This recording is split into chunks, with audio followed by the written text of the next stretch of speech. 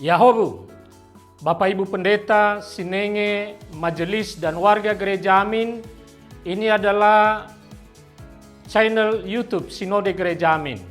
Karena itu, bagi yang mencintai Gereja Amin, tontonlah, subscribe, like, dan bagikan.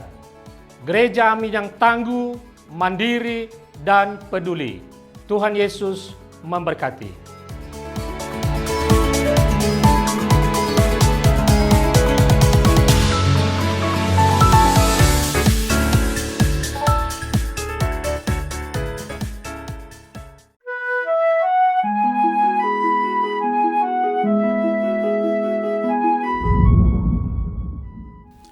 Shalom, sahabat YKB yang diberkati Tuhan.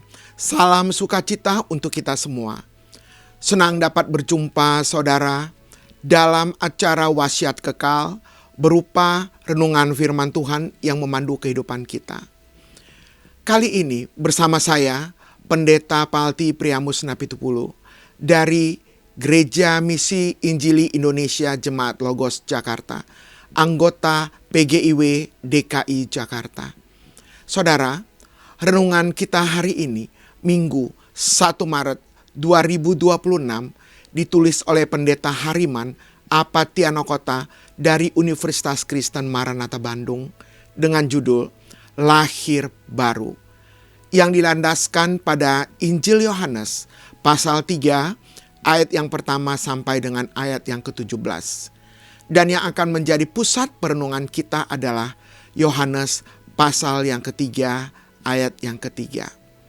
Sebelum membaca bagian firman Tuhan ini, marilah kita berdoa. Di dalam nama Tuhan Yesus, kami bersyukur anugerah Tuhan cukup bagi kami, yang memberikan kami hari yang baru, yang memberikan kami kesehatan dan kekuatan. Kami berdoa, pimpinlah perenungan firman Tuhan ini melalui kuasa Roh Kudus, sehingga kami semakin dikuatkan di dalam Tuhan. Di dalam nama Tuhan Yesus. Amin. Sahabat, saya akan bacakan untuk kita Yohanes pasal yang ketiga, ayat yang ketiga. Dengarkanlah firman Tuhan ini.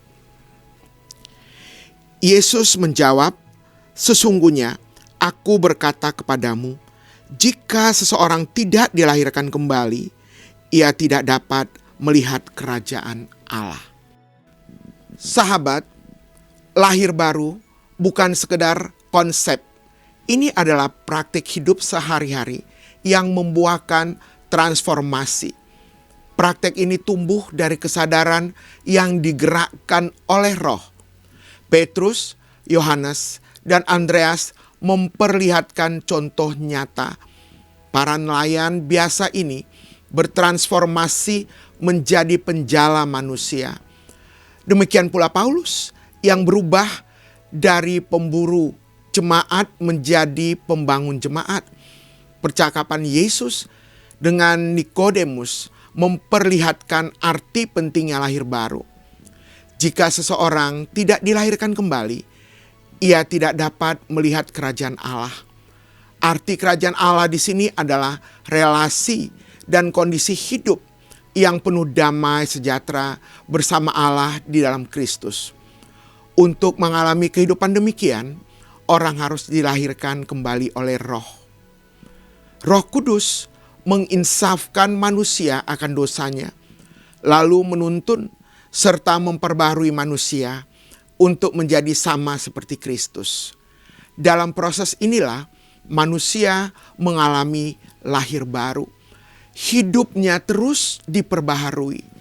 Sahabat yang kekasih, kita sebagai umat yang percaya kepada Allah di dalam Kristus, lahir baru harus menjadi lifestyle. Dengan lahir baru, hidup kita berubah dan berbuah. Terjadi transformasi terus-menerus seperti yang dialami Petrus, Yohanes, atau Paulus. Transformasi memang tidak bisa kita sandarkan pada kekuatan kita saja. Kita harus terbuka dan mengandalkan kuasa Roh Kudus yang membimbing kita. Saudara yang kekasih, marilah kita mengakhiri perenungan firman Tuhan ini dalam doa. Kita berdoa. Bapa yang baik, di dalam nama Tuhan Yesus kami bersyukur kepada Tuhan. Jikalau oleh kuasa Roh Kudus mampu mentransformasi hidup kami, menjadikan kami manusia baru di dalam Kristus. Tolonglah kami ya Tuhan, agar menjalani hari-hari kami ke depan.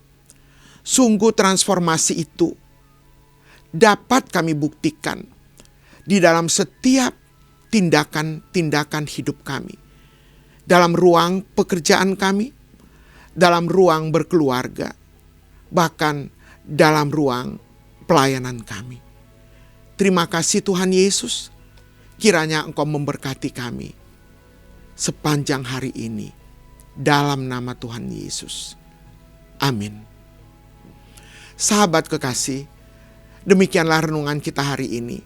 Jangan lupa subscribe, like, dan bagikan kepada sebanyak mungkin orang. Tuhan Yesus memberkati.